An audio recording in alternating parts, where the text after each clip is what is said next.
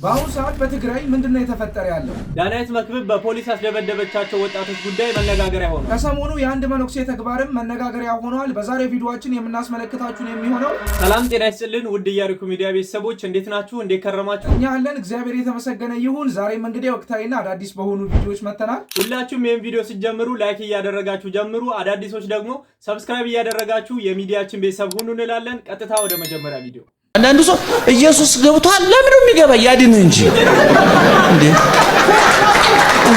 የለም ሞኝነት ነው። ስላሴ ስንት ናቸው? አንድም ሶስትም ናቸው። እንዴት ምን አገባ? ያንተ ስራ ማመን ነው። ድንግል ማርያም ከመውለዷ በፊት ድንግል ናት፣ ከወለደች በኋላ ድንግል ናት። እንዴት ይሆናል? አንተ ምን አገባ? ያንተ ስራ ማመን ነው። በቃ እንኳን የክርስቶስ ጉዳይ የምንጦኪንን እንኳን አልገባንም። ይፈውሳል ነው ያዋጥነው ዝም ብለን ማና መረጠው የተመረጠ እና ደህናው ለማንኛውም እውነት ለመጋቢ አዲስ ቃሎትን ያሰማልን። እንግዲህ እንደተናገሩት ፈጣሪ የገለጠልንን ነው እንጂ የምናምነው ሁሉንም ነገር እንግዲህ እኛው ቀን እንግዲህ ልንጨርሰው አንችልም። አንዳንድ ነገሮችን በእምነት ብቻ ነው የምናልፈው። እያንዳንዱ ነገር በተለይ የፈጣሪ ነገር እንወቅ ካልን እንግዲህ ከፈጣሪ ጋር መገዳደር ነውና የሚሆነው አንዳንድ ነገሮችን በእምነት ብቻ እንለፋቸው ነው መልእክቱ። እስቲ ከዚህ በማስቀጠል ደግሞ ከሰሞኑ ከትግራይ አካባቢዎች ላይ የሚሰሙ ድምጾች ብዙም ደስ አያሰኙም። ዛሬ ደግሞ አዲስ የወጣ መረጃ አለ። እስቲ ቪዲዮን ተከታትለን እንመለስ። በዚህ ሰዓት በትግራይ ክልል ምን እየተካሄደ ነው የሚገኘው? ይህ ጥያቄ የብዙዎች ጥያቄ ነው። ነዋሪነቱን በመቀሌ ከተማ የሆኑ ጋዜጠኛ በትግራይ ክልል ዳግም ጦርነት ሊቀሰቀስ ነው የሚለውን ስጋት ተከትሎ ሰዎች በብዛት እየወጡ መሆኑን ለኢትዮጵያ ኢንሳይደር አረጋግጧል። ከክልሉ ወደ አዲስ አበባ የሚደረጉ የአየርም የየብስም ትራንስፖርት አማራጮች በጣም ቢዚ ናቸው ያለው ጋዜጠኛው በአውሮፕላንም በባስም ብዙ ሰው እየወጣ ነው ሲል ያለውን ሁኔታ ያስረዳል። ለኢትዮጵያ ኢንሳይደር ቃላቸውን እንደሰጡት የመቀሌ ከተማ ነዋሪዎች ሁሉ ጦርነትን በመስጋት ከትግራይ ክልል በብዛት እየወጡ ያሉት ወጣቶች ስለመሆናቸው ይናገራሉ። በፍጥነት መውጣት የሚፈልጉ ወጣቶች በክልሉ የአውሮፕላን ቲኬት ለማግኘት ቀናት ላለመጠበቅ ሲሉ ወደ አፋር ክልል ሰመራ በመኪና ሄደው ከዚያ በአውሮፕላን ይጓዛሉ ይላል ጋዜጠኛው። አውቶቡስም እንደ ልብ እንደማይገኝና ትኬት ቆርጦ ለመሄድ ቀናትን ሊያስጠብቅ እንደሚችል የሚናገረው ጋዜጠኛው በዚህ ምክንያት በመለስተኛ ተሽከርካሪዎች አቋራርጠው ወደ አፋር የሚገቡ ወጣቶች እንዳሉ ይገልጻል። ወጣቶቹ ትምህርትንም ጭምር አቋርጠው ነው እየወጡ ያሉት ሲልም የሁለተኛ ደረጃና የዩኒቨርሲቲ ተማሪዎች ጭምር ከክልሉ እየሸሹ መሆኑን ያብራራል። ዩኒቨርሲቲ የሚማር ወንድም እንዳለው የሚገልጸው ጋዜጠኛው ቤተሰባቸው ትምህርቱን አቋርጠው ወደ አዲስ አበባ እንዲሄድ እየወተወቱት እንደሆነ በግል የገጠመውን አካፍሏል። ትንሽ ሁኔታውን እንየውና ካልሆነ ይሄዳል ብዬ ነው ያረጋጋዋቸው ሲልም ቤተሰቡ በጭንቀት ላይ እንደሆነ ያክላል።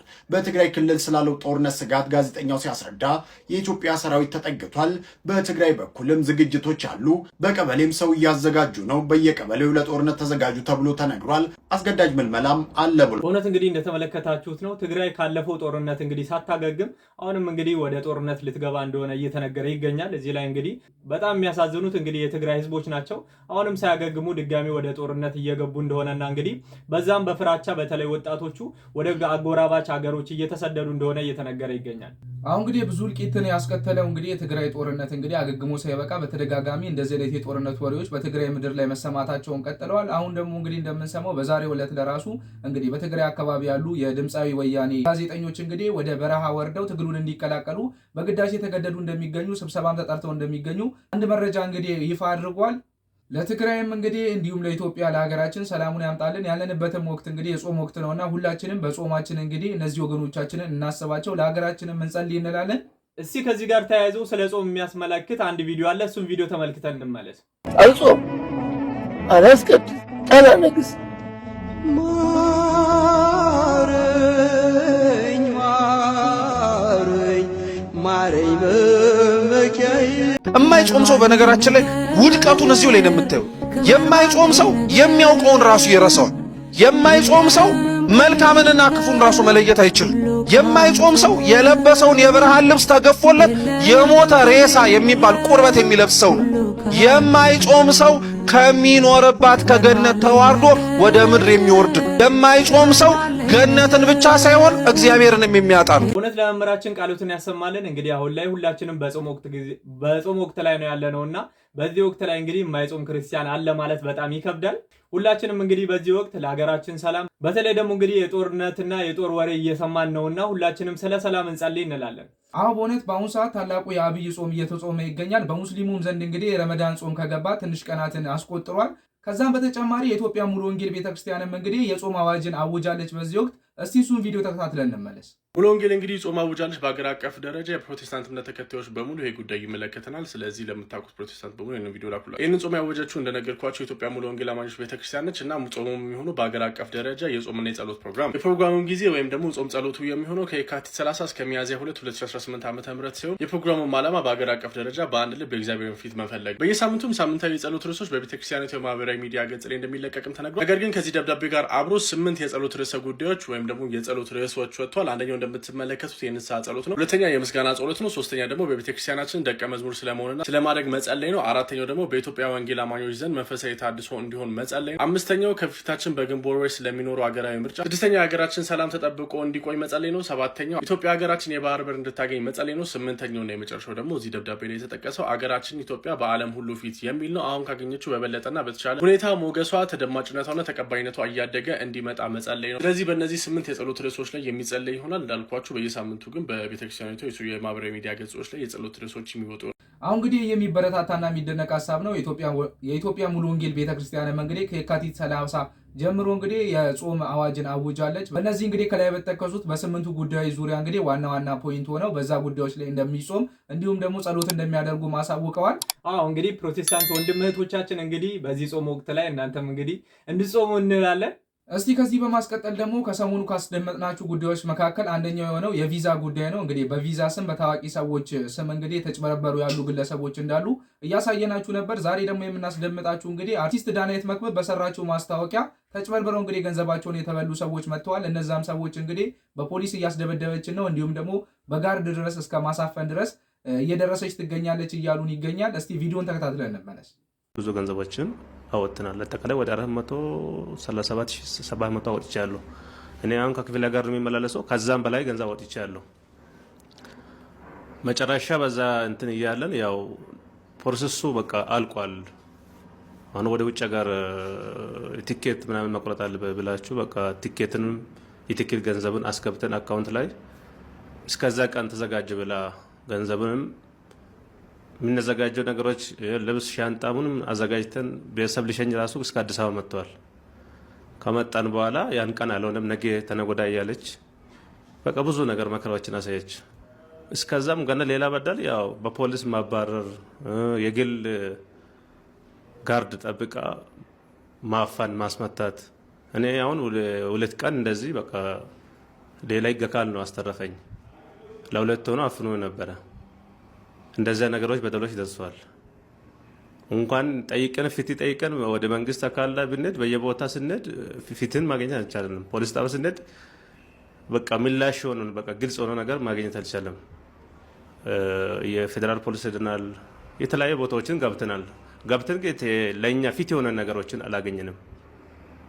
አሁን ከኔ ጋር ከክፍለ ሀገር የመጡ ልጆች ብዙ ልጆች ናቸው። አሁን ራሳቸውን በቃ መምጣት ትራንስፖርት አወጡ መምጣት ራሱ አልቻሉም። ተስፋ ቆርጦ ቤት ሌሎቹ የተለያዩ ሱስ ውስጥ የገቡት ሰው መጥቶ የራሱን ያጠፉት አሉ። ከኛ ውስጥ በጣም ብዙ ልጆች ተበዳዮች ናቸው። አሁን በግሩፕ ላይ ስንል ከ500 በላይ ነው ልጆቹ። እኔ በህጋዊ መንገድ ላይ ስናየው ፕሮሰስ ቤቱ የተደረጉ ነገሮች ብዙ ነገሮች ትክክለኛ ነገር ይመስላል። ህጋዊ ፍቃድ አለ እና ታዋቂ አርቲስቶች ናቸው ማስታወቂያ የሰሩት። በዛ ሁኔታ ይቼ ነው እኔ ፕሮሰስ የጀመርኩት። ግን ያን ምላሽ ገንዘቡ ይመለሳል የሚባለው በውሸት እንትን ነው የምታደርገው እንጂ ትክክለኛ መልስ ማግኘት እስከሆነም አልቻልንም። መቼ ነው የተመዘገብከው? ምን ያክል በዚህ ጥያቄ ውስጥ አለ ማለት ነው? አሁን 2015 አካባቢ ነው ፕሮሰሱን የጀመርኩት እኔ። እስከ 16 ያልቃል ሲባል ነው ወደ ከ2 ዓመት በላይ ሆኗል ማለት ነው። 2 ዓመት አካባቢ በ6 ወር ያልቃል ነው የተባላችሁት። ውላችሁ እንደዛ ነው የሚለው? ውል አለ አይደል? ውል ወስዳል። ውሉ እንግዲህ እንዳዳመጣችሁት ነው። ፕሮሰሱን ከጀመረ የወንድማችን 2 ዓመት አልፎታል። እሱ ብቻ አይደለም ከሱ ጋርም እንግዲህ ብዙ ሰዎች አሉ። ነገር ግን እስካሁን ድረስ ያ ፕሮሰስ ሊያልቅ አልቻለም። እንግዲህ እንደተናገረውም በመጀመሪያው ላይ ማስታወቂያውን የሰሩት እንግዲህ በጣም ታዋቂና ትላልቅ የሚባሉ አርቲስቶች ናቸው። ዝርፊያ ደግሞ በኢትዮጵያ ላይ እንግዲህ በታዋቂ አርቲስቶችና ኢንፍሉዌንሰሮች እንግዲህ በእነሱ ስም በመነገድ በማጭበርበር እንግዲህ እነሱም በዛ ጉዳይ ላይ የተሳተፉ እንዳሉ እንግዲህ በግልጽ ማሳያ ነው። አዎ እንግዲህ የወንድም እንዳለው እጅግ በጣም ብዙ ብር ነው እንግዲህ አጥቻለሁ እያለ የሚገኘው ከ400 ሺህ ብር በላይ በጣም ብዙ ብር ነው። እዚህ ጉዳይ ላይ እንግዲህ ዳናይትን መታ ምላሽ የምትሰጥ ከሆነ እኛም የምናስመለክታችሁ ይሆናል። እዚህ ጋር በተያያዘ እንግዲህ ታዋቂ ሰዎች ማስታወቂያውን ሰርተዋል ወይም ደግሞ ድርጅቱ ህጋዊ ይመስላል በሚል እንግዲህ የምንጭበረበር ሰዎች ትንሽ ቆም ብለን ጊዜ ወስደን እናስብበት በእንደዚህ አይነት ጉዳያችንን ከማስገባታችን በፊት እንላለን። ከዚህ በፊትም እንግዲህ እነ ሳቢና ወይም ደግሞ የተለያዩ ድርጅቶች እንግዲህ እንደዚህ አይነት እንቅስቃሴዎችን በታዋቂ ሰዎች ማስታወቂያ ሲያሰሩ እንመለከታቸው ነበረ። በአሁኑ ሰዓት ላይ ግን እነዛ ድርጅቶች እንግዲህ ያሳኩት ፕሮሰስ አለ ወይ ብለን ስንጠይቅ ምንም አይነት ፕሮሰስ የለም። በጣም ብዙ ሰዎች ደግሞ በዛ ጉዳይ እንግዲህ እንደተጭበረበሩ ሚዲያ ላይ ወጥተው ሲናገሩ ነበረ። በነገራችን ላይ እንደዚህ የሚያጭበረበሩ ሰዎች ደግሞ በጣም ብዙ ጊዜ የሚጠቀሙት ታዋቂ ሰዎችና የሆነ ኢንፍሉዌንስ የሚያደርጉ ሰዎች ናቸው። የሆነ ታማኝነት በህዝቡ ዘንድ አላቸው ተብሎ ስለሚታሰብ በእነሱ በኩል ይመጡና እንግዲህ እነሱንም እንግዲህ ሸውደዋቸው ነው ሊሆን የሚችለው። ከዛ እነሱም እንግዲህ ዞር ብለው ይጠፋሉ። የሚያዙት ወይም ደግሞ ሊጠየቁ የሚችሉት ደግሞ እነዛ ታዋቂ ሰዎች ናቸው ማለት ነው። ማስታወቂያውን የሰሩት ሰዎች ናቸው። እንግዲህ ታዋቂ ሰው ወይም ደግሞ ኢንፍሉዌንሰር አለው ማለት ያ ድርጅት እንግዲህ ታማኝ ነው ወይም ደግሞ የውጭ ፕሮሰሶችን ያሳካል ማለት አይደለም። ስለ ጉዳዩ ሞር እንግዲህ በደንብ ባክግራውንዱን በደንብ ቼክ ማድረግ ምን ያህል ሰው በዛ መንገድ ሄዷል የሚለውን ቼክ ማድረግ እንግዲህ ይገባናል ብለን እናስባለን። እስቲ ከዚህ በማስቀጠል ደግሞ ከሰሞኑ በሶሻል ሚዲያ ከተመለከትናቸው ቪዲዮዎች መካከል አንድ ግለሰብ እንግዲህ አንዲት ህፃን ልጅን የማይገባ ተግባር ሲያደርጋት የተመለከተን እንገኛለን። እስቲ ቪዲዮን ተከታትለን ነው እንመለስ። አደራ ጠሊንጀድኒ እያታኩ ደበርፈቴ የሮኖክሳ ስትቦኤ ኩፔ ይሰዱበቴ የሮኖክስ ጊዜ ነው የሞከርኩት ምን እንደምል ስላላወቅኩ ማለት ነው። የምትመለከቱት ግለሰብ አይን ውስጥ ቀን እያደባ ያለ በጣም አደገኛ ለሴት ልጅ ለህፃን ልጅ አደገኛ የሆነ አውሬ ነው የተመለከትኩት። አይኑ ላይ ስሜቱ ላይ ማለት ነው። እኔ አይመለከተኝም። አሁን አባቷ ትሁን አጎቷ ትሁን ጎረቤት ትሁን አይመለከተኝም። ብቻ ልጅ ግን አደጋ ውስጥ እንዳለች ያስለመድካት ነገር ያስለመድካት አመጽ እንዳለ አደራረጓ ከሆኗ ከአንድ ምስኪን ቦቅቅላ ህፃን ልጅ የሚጠበቅ እንዳልሆነ የዚች ልጅ ወላጆች ወይም እናትየው ወይም ጎረቤቶቿ ወይም የአካባቢዋ ሰዎች እዚች ልጅ ላይ እየደረሰው ያለው ነገር በቪዲዮ እስኪወጣ ድረስ እናንተ ምን እያደረጋችሁ እንደሆነ አላቅም። ነገር ግን የሆነ አውሬ ይታየኛል። ህፃን ልጅ ቀረጣጥፎ ሊበላ ያለ አውሬ ይታየኛል። ሴት ልጅ በዚህ እድሜዋ ልታደርግ የማይገባትን እያሰለጠነ ያለ ወይም እያደረገ ያለ አውሬ ይታየኛል። እንደ ሴት ልጅ አባት ደግሞ እንደ አንድ ሰብአዊ ፍጡር እዚህ ሰውዬ አይን ውስጥ የምመለከተው አንዲት ለነገ ትልቅ ተስፋ ያላት ህፃን ልጅን ኋላ የሚጎትት እድሜ ልኳን በጸጸትና በጠባሳ እንድትኖር እጅግ ከባድ አደጋ ውስጥ እንዳለች ይሰማኛል። ብዙ ጊዜ ጮኸናል። ሴቶች ተደፈሩ፣ ህፃን ልጆች ተጎዱ እያልን ብዙ ጊዜ ጮኸናል። ነገር ግን እንደዚህ ያለ ነውረኝነት ለዚያውም በምትመለከቱት አካውንት ላይ በኮንፊደንስ ሰው እንደዚህ ያለ ነውረኝነትን ሲፖስት መጮህ ካልቻልን ልክ አይደለም ማለት ካልቻልን እንደ ማህበረሰባችን አደጋ ውስጥ እንዳለን የሚሰማኝ ወዳጆቼ። ይሄ ዝም የሚባል ነገር አይደለም። ኮፒ ሊንክ አድርጉት፣ ሼር አድርጉት። ለዚህ ነገር ያላችሁን ጥላቻ፣ ለዚህ ነገር ያላችሁን ተቃውሞ ሌሎችን ቪዲዮዎች እየሰራችሁ አስተላልፉ። እኔም አንዲት እህት ቪዲዮ ሰርታ ነው ኦሪጂናል ቪዲዮን አስልኬ ይህንን ቪዲዮ እየሰራ ያለሁት። እንደሚታወቀው በአንዳንድ የኢትዮጵያ አካባቢዎች ላይ ህፃን ልጆች አሁንም ድረስ የሚዳሩበት ሁኔታ አለ። ይህንን ጎጂ ባህል፣ ይህንን መጥፎ ባህል በተለይ ህፃን ሴቶቻችንን አደጋ ውስጥ የሚጥል እንደዚህ ያለ ባህል መቃወም ካልቻለን፣ መቀየር ካልቻለን፣ አዌርነስን መፍጠር ካልቻለን አሁንም ተያይዘን አደጋ ውስጥ እንዳለን ነው የሚሰማኝ። አንተ ግለሰብ ግን ለዚህ ነገር መልስ እንድትሰጠን አካባቢው ላይ ያላችሁ ሰዎች አድራሻውን የት እንደሚኖር እንድትገልጹልን፣ በአካባቢ ላይ ያላችሁ የህግ አካላቶች ይህን ሰውዬ እንድትጠይቁልን ጥያቄ እናቀርባለን። ሰላሙ እንግዲህ እንደተመለከታችሁት ነው። በእውነት እጅግ በጣም የሚያሳፍር ተግባር ነው። እንግዲህ ህፃናት ከተደፈሩ በኋላ በእውነት ህፃናት መደፈር የለባቸውም ብለን ከመናገራችን በፊት እንደዚህ ወደ መደፈር ወደ መደፈር የሚወስዱ መንገዶችን ስንመለከትና ገና ጥቃት ሳይደርስባቸው በእውነት መከላከልና ነገሮችን መቃወም አለብን ብለን እናስባለን። በእውነት ይህ ሰው እንግዲህ ምኗም ሊሆን ይችላል፣ ዘመዷም ወይም ደግሞ በጣም የቅርብ ሰው ሊሆን ይችላል። ለምን አባቷ እንኳን ቢሆን በህግ መጠየቅ አለበት የተባለ ይገኛል። ሲያደርግ የነበረው ተግባር በጣም አሳፋሪ ነው። ከዛም በተጨማሪ ደግሞ ሶሻል ሚዲያ ላይ አምጥቶ እንግዲህ ማጋራቱ በጣም የሚያሳዝን ጉዳይ ነው። በጣም ነው የሚያሳፍረው። እቺ ልጅ እንግዲህ ታድጋለች። ነገ ከነገ ወዲያ በኋላ ከፍ ካለች በኋላ ይህን ቪዲዮ ስትመለከተው ምንድነው የሚሰማት? ከዛም በላይ ግን ልጅቷን ወደ ምን አይነት መንገድ ነው እየመራት ያለው ይሄ ወጣት የሚለው ነገር በጣም አሳሳቢ ነውና ሁላችንም በእውነት ይህን ነገር ልንቃወመው ይገባል እንላለን። የእናንተንም ሀሳብ አስተያየት እንግዲህ በኮሜንት መስጫው በኩል አስፍሩልን የምንለው። እስቲ ከዚህ በማስቀጠል ደግሞ ከሰሞኑም እንግዲህ አንድ ካህን ያልተገባ ተግባርን ሲፈጽሙ ተመልክተናቸዋል። በጣም መነጋገሪያም ነበረ። ቤተክርስቲያንንም እንግዲህ ሲያስወቅስ የነበረ ጉዳይ ነው። እስቲ ተከታትለን ነው እንመለስ።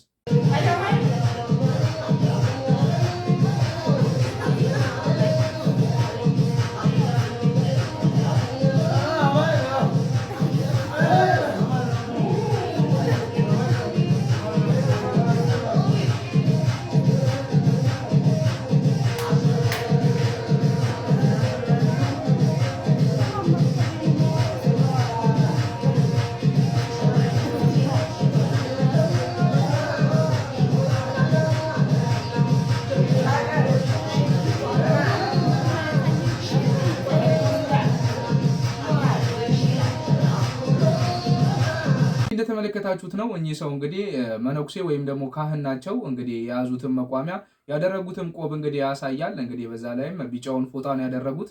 ከሳቸው የምንመለከተው ግን እንግዲህ የካህን ወይም ደግሞ የመነኩሴ ተግባር አይደለም። ቆቡንም ፎጣውንም መቋሚያውንም ይዘው የተገኙት እንግዲህ በጭፈራ ቦታ ላይ ነው። ወጣቶች ሲያወጡ ነበረ። ሌላ ቪዲዮ አለ አላመጣ ነውም እንጂ መስቀልም እንግዲህ ከኪሳቸው የታለ መስቀሉ ሲባሉ አውጥተውላ ያሳያሉ በኩራት። እንግዲህ በጣም በድፍረት ነበረ ሲጨፍሩና በኩራት የሚያደርጉት ነገር እንዲሁ የአገልግሎት እንደሚመስል ነው። ከሳቸው እንደዛ አስመስለው ነበር እንግዲህ ሲያደርጉት የተመለከትነው። ከሳቸው ግን የሚጠበቀው ይሄ አልነበረም። ወጣቱን ከዚህኛው ህይወት ወደ ቤተክርስቲያን መሳብ የመነኩሴ ተግባርን ማሳየት ነበረ። ይሄ እንግዲህ ቤተክርስቲያንን እያስወቀሰ ይገኛል ይሄ ቪዲዮ። እስቲ በዚህም ጉዳይ እናንተ ያላችሁን ሀሳብ አስተያየት እንግዲህ በኮሜንት መስጫው በኩል አጋሩን የምንለው። ለዛሬ የነበሩን ቪዲዮዎች እነዚህ ናቸው። በቀጣይ እንግዲህ በሌሎች ወቅታዊና አስተማሪ ቪዲዮዎች የምንመለስ ይሆናል። እስከዛው ድረስ ግን ይህን ቻናል ሰብስክራይብ ያላደረጋችሁ ሰብስክራይብ በማድረግ የሚዲያችን ቤተሰብ ሁኑ እንላለን። እስከዚህ ድረስ ተመልክታችሁ ደግሞ ላይክ ያላደረጋችሁ ወገኖች ላይክ እያደረጋችሁ እኛን እንድታበረታቱን እንጠይቃለን። ቀጣይ በሌሎች ቪዲዮዎች እስከምንገናኝ ድረስ ቸርን ሰንብት።